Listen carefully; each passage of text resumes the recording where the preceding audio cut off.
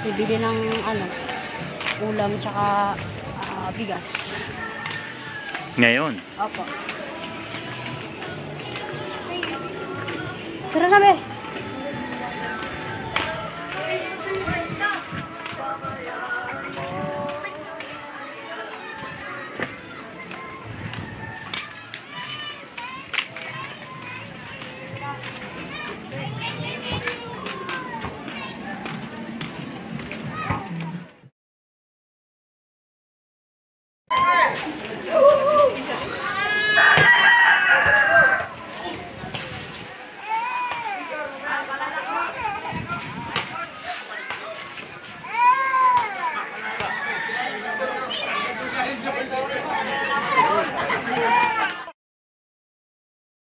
Okay, sige, ganito. 100 pesos kung sino makakashoot, ha? Oh, sige. Okay, ready. Okay, game.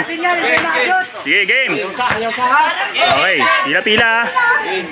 Sige. 40 na lang kulang. Next. Next. Wala. Next. Wala pa siya. Practice pa lang yun, practice. Wala, extra yan.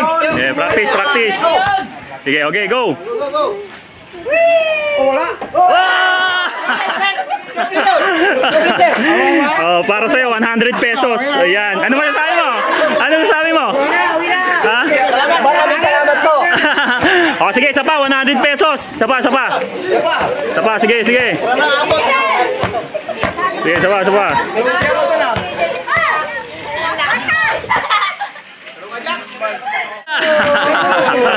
Next. Sige, next. Okay, next. Testing pa lang yan? Sige, testing. Okay. Sige. Sige.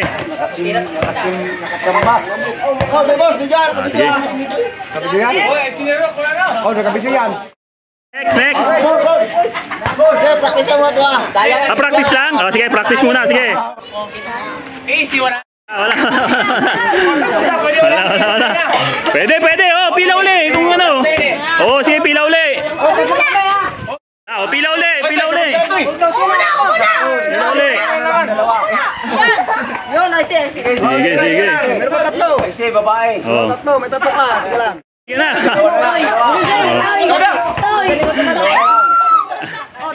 Balik sa una kanina. Balik una sa kanina. Last na yan, last. Sige.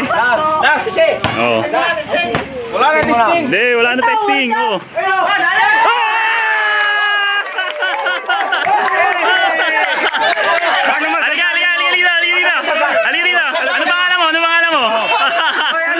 Ano pangalan mo? IC. IC! Oh, IC, congratulations! Ano mo sasabi mo? Ayan.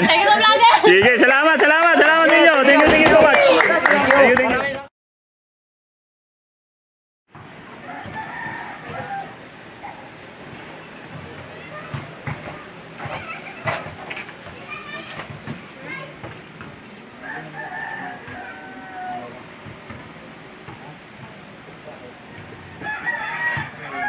Ako po si Rachel, 22 years old.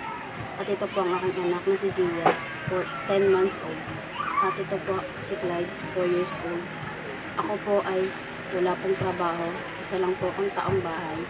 At ang aking asawa po ay nasa trabaho. Isa po siyang construction worker.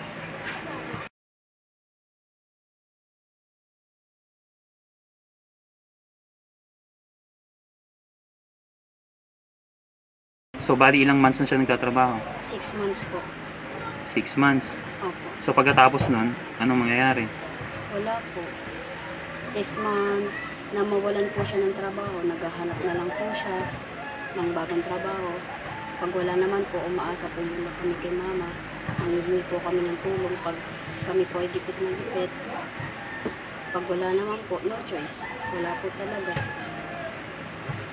Kapag naman po, meron na po kami trabaho, saka lang po kami nakakabawi para mapambili po ng diaper ng anak ko, saka ng pagkain namin sa araw-araw po. Bali ilang taon ka nag-asawa? Ano po, 17.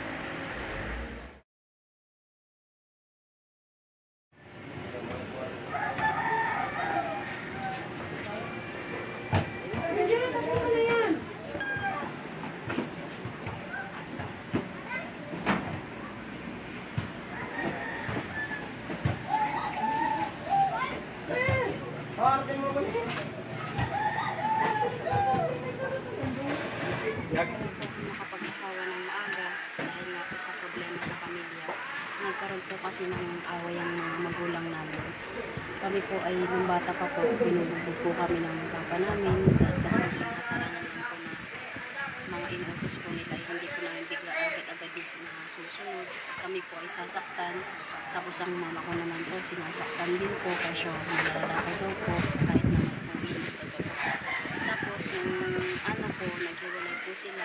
Tapos ang aming pong pag-aaral ay napahinto dahil nga po sa kalagayan po namin.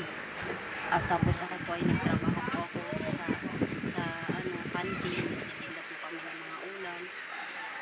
Tapos pang akin pong nanay ay nakapag-asawa din po. Nung hiwalay na po sila ni Papa, siya po nag-asawa. Kaso nagkaroon na naman po kami ng panibagong problema na binubugbog naman po siya ng bago niya. Hanggang sa naghingi po sa akin si mama ng tulong. Kahit po malayo po ako at makapagtrabaho, nagkakaroon pa rin po kami ng problema dahil nga po sa napangasawa ng bahay ko. Hanggang sa napaisip ako na mag-asawa, mapalayo sa problema. Eh, anong naranasan mong pananakit sa papa mo? Sulit po, sampiga, tapos kahit maraming tao, kahit sa maraming tao po, sinasaktan po kami pong makakapatid. Ilang taong ka nun? Ano po, 15 po ako nun. So, bago lang, ano? Opo. Nandito pa din po yung sakit na nararamdaman namin dahil hindi pa rin po talaga rin makakapatid. Yung pangalawang asawa ng mama mo, gano'n din? Sinasaktan din kayo? Ang mama ko lang po, ang sinasaktan niya. Mama ko lang, hindi niya po kami magawang saktan kasi nga hindi niya po kami wala po siyang karapatan sa amin. Kaya nanay lang po namin ang sinasaktan niya. Pero yung bunso namin na panganay sa bunso at saka yung bunso po namin ang nakaranas ng pananakit ng stepfather namin. Sila po ay tinatakot, tinahabol ng taga. Paano pananakot ang ginagawa? Paglasing po siya, para po siyang ibang tao na kaya po siya ganun dahil lang din po siguro sa problema nila sa buhay. Sa hirap din po kasi. Hindi ka ba nag-isip na magsumbong sa barangay o sa pulis nung sinasaktan ka ng papa mo? Hindi po kasi wala pa po ako masyadong alam nun eh. Takot din po kasi ako sa kanila. Kaya siguro kung magkakaroon man ako ng lakas ng loob nun, makakapagsumbong po ko, pero takot po kasi ang nanay. Kaya hindi ko na magawa magsumbong. Siguro awa na din po sa ama dahil na po tatay po namin siya. Kaya po siguro hindi kami makapagsumbong sa barangay. Dahil nga po baka makulong. Hindi po inisip namin eh.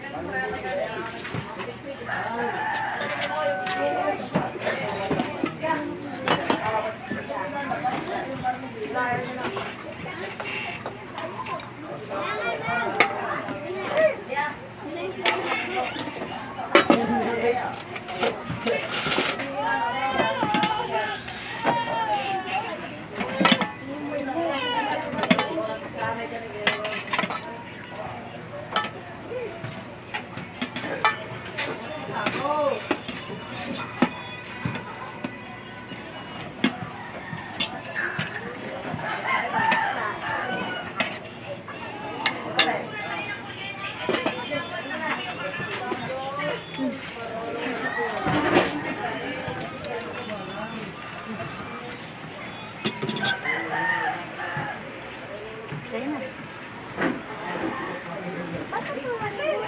Okay na yan, kain ka na. Kain ka na. Kain na.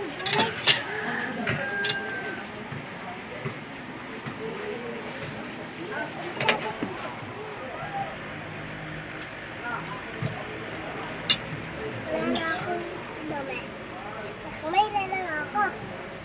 Wala pa po kasi kami ulam eh. Hinihintay ko pa po ang asawa ko umuwi. Wala pa po kasi asawa ko eh.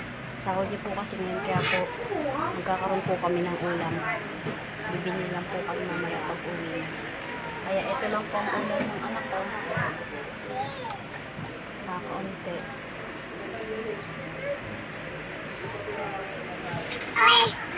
Kakain ka rin. Kain ka na.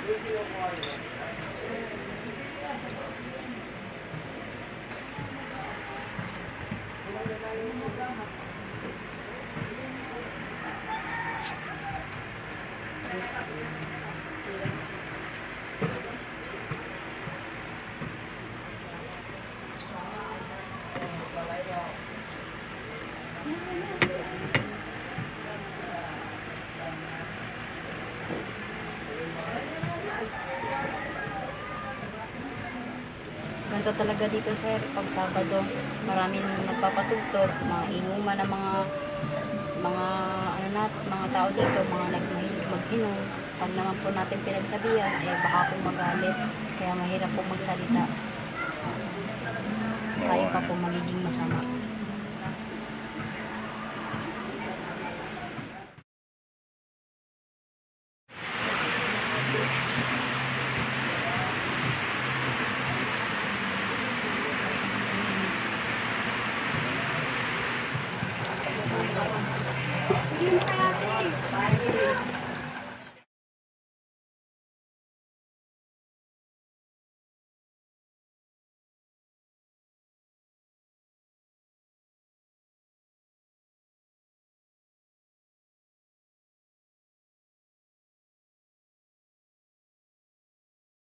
Sinasalok po namin yung tubig, pagkada po umuulan para po maipon at may magamit po kami. Pangbuhos sa CR, pangbuhos ng plato, panligo na rin po.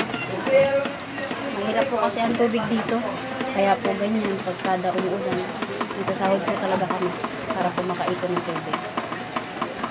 Binibili nyo ba yung tubig dito? Opo. Magkano? Ang isang drum po ay 70, tapos ang timba naman po ay 5 pesos, tapos ang ganito pong galon ay 7 pesos po yan. Pag wala naman po kaming pera, pang-igib, no choice po talaga. Pag mainit, hihingi naman po sa lola. Pag naman po wala po talaga kaming panligo. Maghihintay na lang ng ulan, pero pag wala pong ulan, wala pong nangyayari. Mahirap po talaga ang tubig dito eh. Ang hirap po nang walang sariling tubig. Yung po ang pinakamahirap dito, tubig po talaga. Dahil pag wala kang tubig, hindi ka makakaligo at hindi ka makakainom. Lalo pag wala kang pera.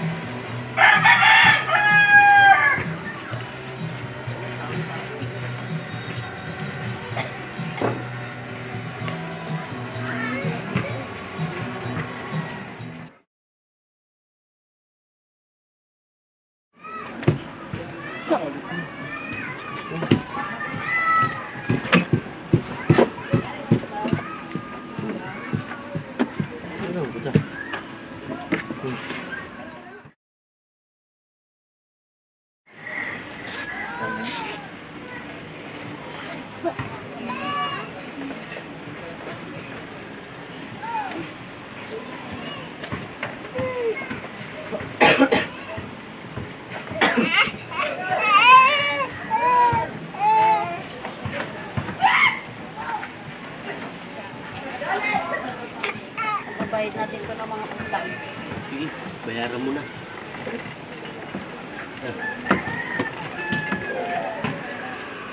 Ibabayad ako ng utang.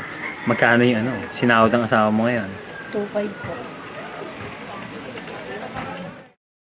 So, anong gagawin mo dyan sa 2.5?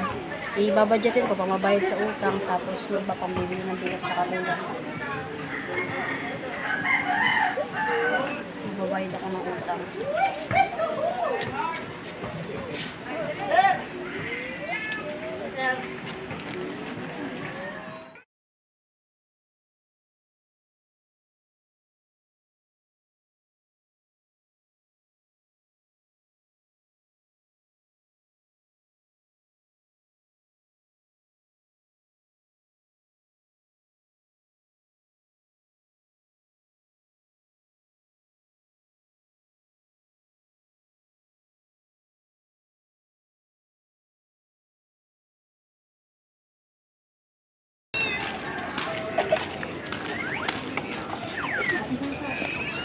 Magbabayad ako.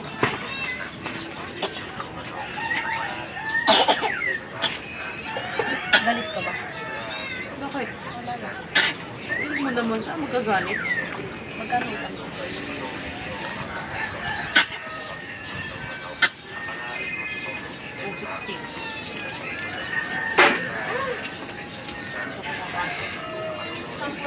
Magkano yung babayaran mo ngayon? Ano? 260 po. Magkano? 260. 260. 260.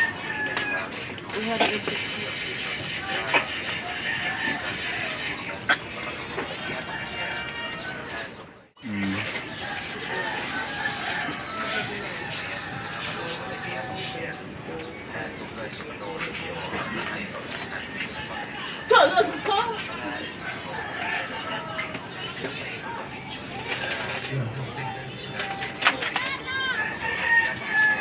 Sabihin mong 780 po.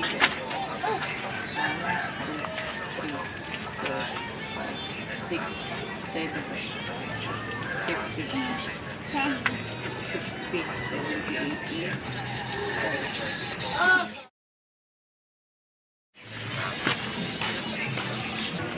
Bibili ng ano, ulam tsaka bigas. Ngayon? Opo. Tara na, be.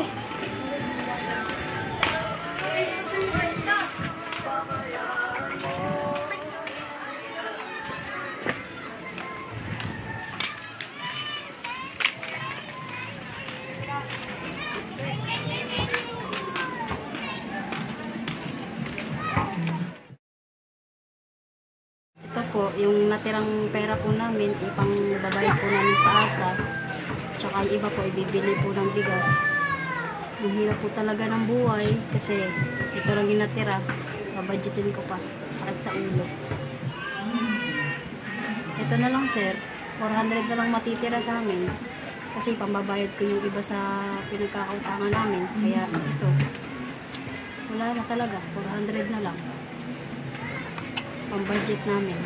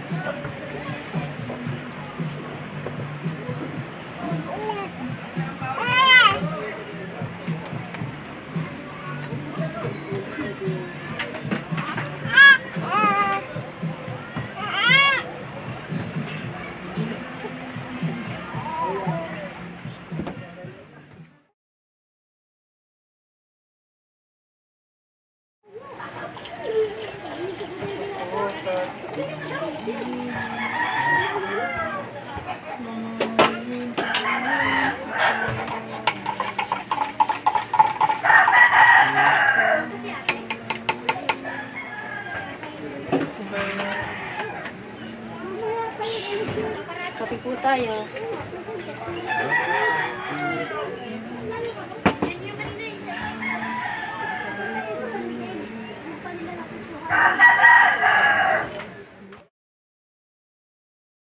Ayan po, bumili po ako ng isda, ulam namin. Pinapakain ko po yung anak ko ngayon. Eh, anong nagawa mo sa natirang pera? Ano po, binudget ko po. Pinabili ko ng diaper ng anak ko. Tsaka tinapay nito. Kain ka na, kain ka. Kain ka na, kain. Ayusin mo yung tinik.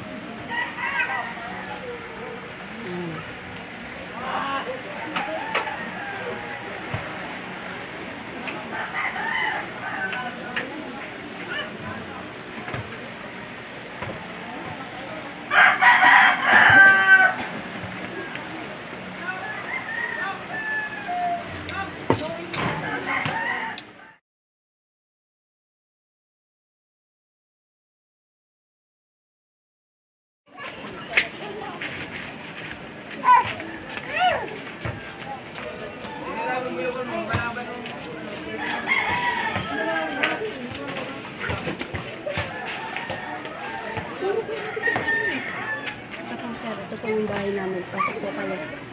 Ito. Ano to? Inuupahan nyo o ano? Sarili nyo? Sarili. Ito po Okay. yung kwarto namin. Yung kwarto. Hindi pa semento, ano? Opo. Wala po kasing budget eh.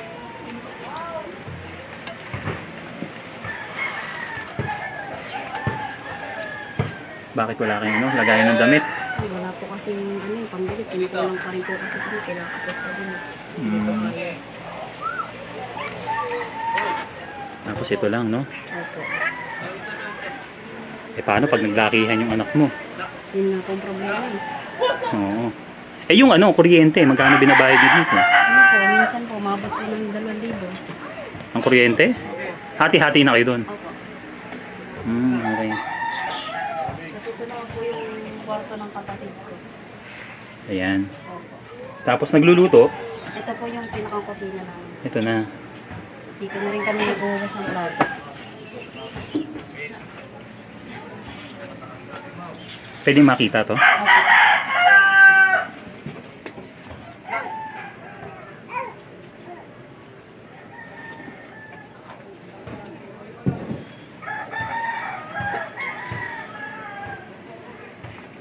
Eh, yung kapatid mo dito, may asawa na rin? Opo, meron po. Hmm. Kasi ito po yung CR namin, sir. Medyo Ha? medyo marami po kasi yung site na to. Okay lang, walang problema. Pwede bang makita? Opo, pero Sige pa, ano nga? slide dito. Dito po kasi, natakloban po kasi yung butas. Kaya po yung tubig na iipon. Subarado. Opo, nagbabara po.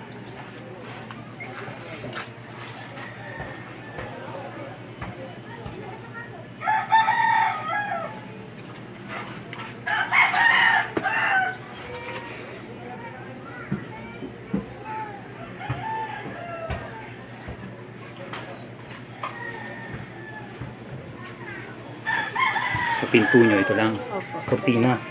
Cortina lang. Yung asawa medyo mahihain, ano? Hindi humaharap sa camera, ano? Nahihiya po kasi yun. Oo, nahihiyang magpa-interview. Sobrang mahihiyain. Oo. Sige, ganito na lang, ano? Rachel, ano? Opo. Meron akong ibibigay na regalo para sa'yo, ha? Sige.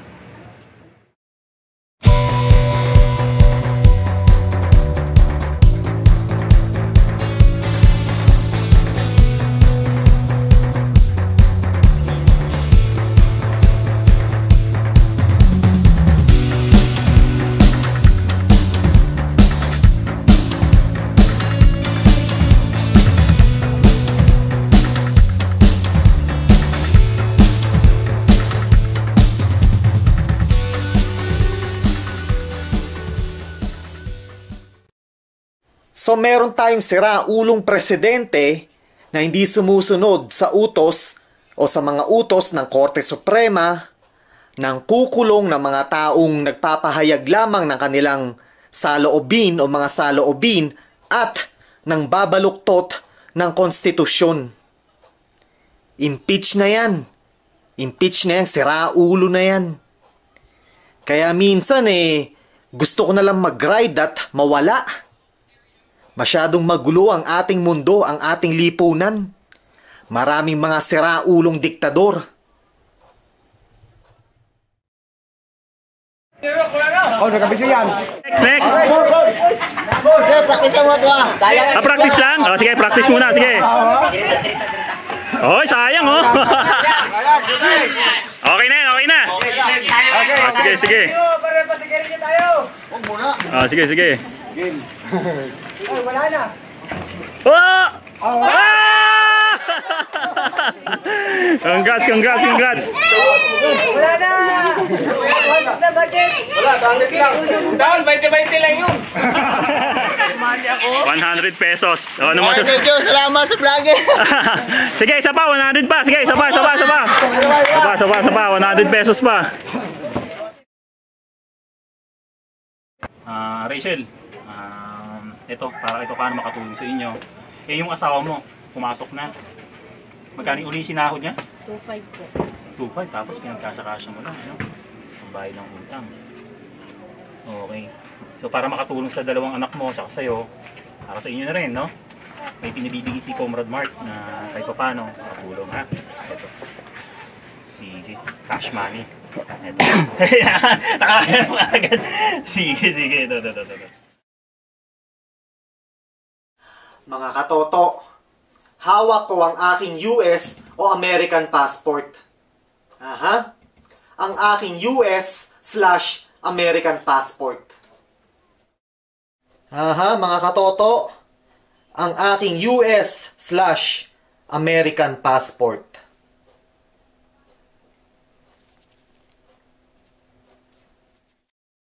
Mga katoto, recently lang o kailan lang ay tinalakay ni Senator Loren Legarda ang issue tungkol sa mga nationals na nag-overstay sa Pilipinas. Alam nyo kasi mga katoto, maraming foreign nationals ang nag-i-stay sa Pilipinas. I mean, yung nag-overstay sa Pilipinas. Marami dyan mga Chinese nationals, Indian nationals, mga Arabs, o yung mga nationals from the Middle East. At oo, meron ding mga Americans. Yes, maraming mga American nationals ang nag-overstay sa Pilipinas.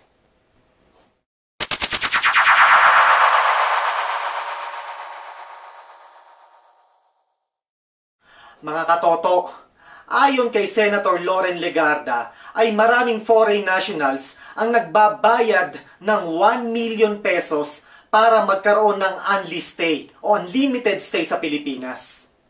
So, ganun ang ginagawa ng maraming nationals. Nagbabayad sila ng 1 milyong piso kapalit ang unlimited stay sa Pilipinas. Yan ang issue na inadres o tinalakay ni Senator Legarda sa Senado kailan lang. Mga katoto, linawin ko na ang pagbabayad ng 1 milyong piso ng mga foreign nationals sa immigration sa Pilipinas ay hindi legal. Ito ay isang illegal na aktibidades o gawain. Hindi ito legal. Okay? Alam niyo naman sa Pilipinas, corruption is everywhere. Welcome to the Philippines mga katoto. Ganyan talaga sa Pilipinas. Talamak ang korupsyon. So eto nga mga katoto total naman gusto ni Donald Trump na i-deport ang milyong undocumented immigrants sa Pilipinas at take note, kulang-kulang 400,000 doon ay mga Pilipino. Aha, kulang-kulang 400,000 na mga Pilipino ay undocumented sa bansang Amerika. So eto nga, total naman gustong i-deport ni Donald Trump ang mga undocumented immigrants. Well, syempre, kasama dyan ang mga Pilipino na undocumented.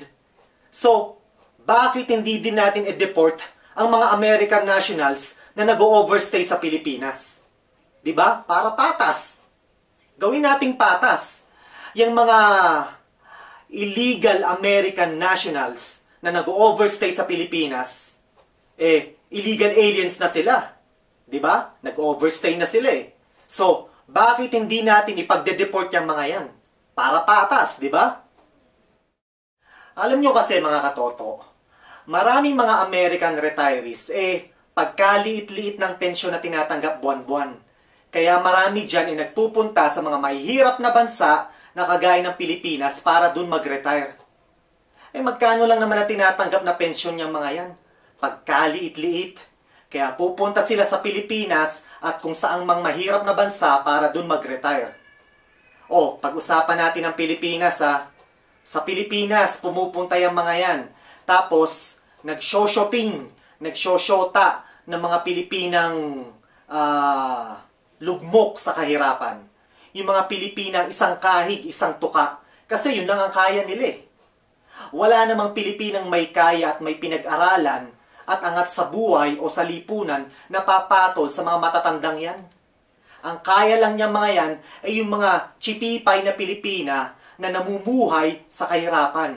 Yung mga Pilipinang lugmok sa kahirapan. Eto namang mga chipipay na Pilipina na to, patol. Patol sila sa mga matatandang yan. Kapalit ang, alam nyo na, dolyares. Kakarampot na dolyares lang naman. Kaya yung mga American retirees na yan, jackpot pagpupunta sa Pilipinas. Kasi winawagayway nila ang kanilang US passport at dolyares. So, nagkakaroon sila ng shota/asawa na Pilipina. Tapos, ganito ang mangyayari o ganito ang nangyayari. 3-in-1 3-in-1. Meron na silang housekeeper, caregiver, at sex slave. Biruin mo, no? 3-in-1. Housekeeper, caregiver, sex slave. Ganyan ang ginagawa ng mga American retirees na nagre-retire sa Pilipinas. Alam nyo mga katoto, pumunta kayo sa mga red light districts sa Pilipinas.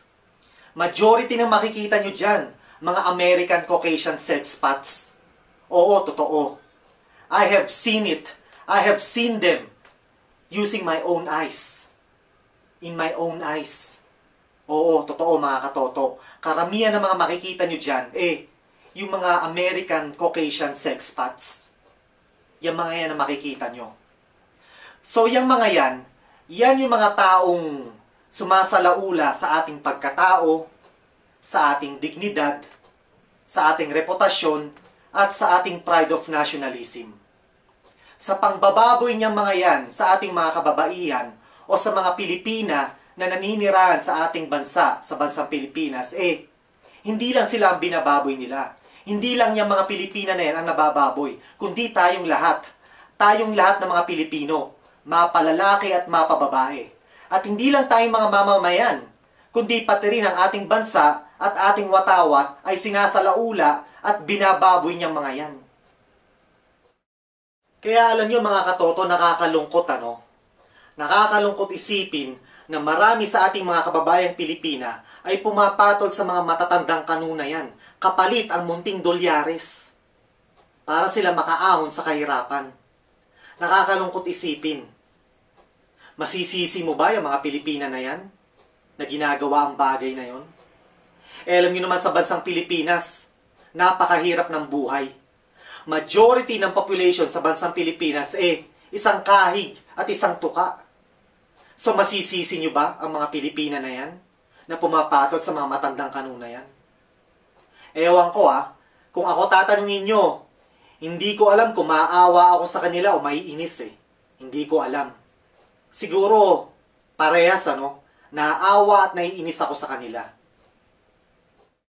So mga katoto, kung gusto i-deport ni Donald Trump ang almost 400,000 undocumented Filipinos na naninirahan at nagtatrabaho sa bansang Amerika, bakit hindi din natin i-deport ang mga American nationals na yan na nagre-retire sa Pilipinas o nag-retire sa Pilipinas? Para patas, di ba? Para quits. Bakit hindi natin i-deport yung mga American sexpats na yan na bumababoy sa ating kaluluwa, sa ating pride of nationalism, at sa ating dignidad. Bakit hindi natin i-deport yung mga yan pabalik ng bansang Amerika? Diba? So, diba mga katoto? Para quits. Para quits lang. Para even. So, sige, deport nyo yung mga Pilipino na yan na naninirahan at nagtatrabaho sa Amerika pabalik ng Pilipinas. Eh, deport din natin yung mga American retirees na yan pabalik ng bansang Amerika. Patas lang, di ba? Quits lang. Even lang.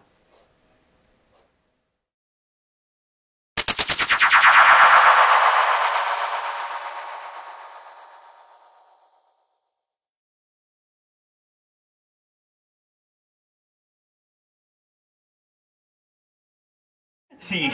Ito. Okay, bilangin natin ha.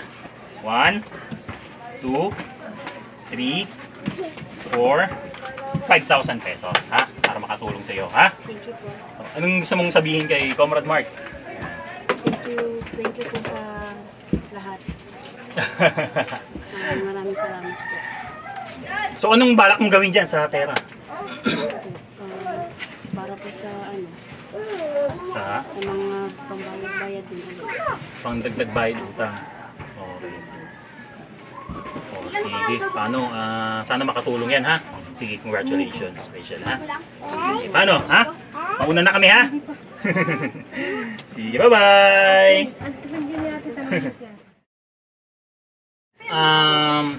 Muli po gusto naming magpasalamat ulit sa ating mga contributors at sa lahat ng ating mga tagapanood, taga-subaybay na itong programa na to is patuloy pa rin. Thank you so much po sa inyo. Maraming salamat. Thank you so much po, Kuya Mark. Malaking tulong po ito. Maraming salamat.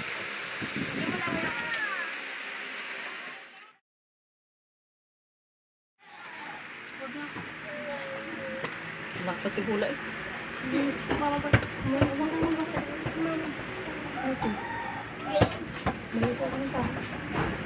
Umalis mo? Sama doon siya.